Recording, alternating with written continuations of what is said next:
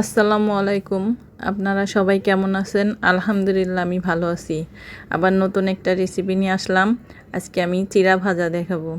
চিড়া বৃষ্টির দিনে খুবই একটা ভালো খাবার।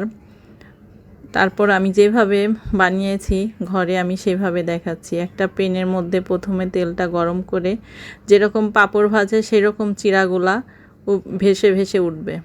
একটু তেলটা বেশি দিয়ে তারপরে আমি ভেজে নিচ্ছি। অল্প অল্প করে চিড়াগুলা দিয়ে তেল সেকে উঠাই নিতে হবে।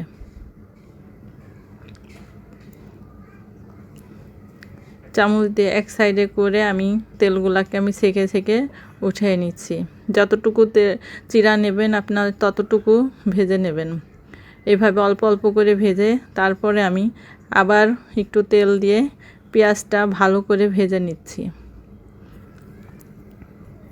একটু কালার আসা পর্যন্ত ভেজে নিতে হবে। তারপরে একটু কাঁচামরিচ কুচি করে 4-5টা দিয়ে ছোট ছোট করে কেটে নিয়েছি, ওগুলা দিয়ে একটু লবণ দিয়ে আমি ভেজে নিচ্ছি। অনেক মজা, টেস্টি। আপনারা খেয়ে দেখতে পারেন। একবার হলো বানিয়ে ঘরে খেয়ে দেখতে পারেন। বাদাম দিয়ে যদি ভাজেন আরও ভালো মজা লাগবে। আমি একটা প্যাকেটের ম্যাগি মশলা, সেটা 5 টাকা দামের, আমি সেই মশলাটা দিয়ে ভেজে নিচ্ছি। একদম চানাচুরের মতো টেস্টি হবে। অনেক মজা হয়, টেস্টি। আপনারা যদি বয়েমে ভরে অনেক দিন রাখতে পারেন, আপনাদের ঘরে অনেক দিন থাকবে, ভালো থাকবে।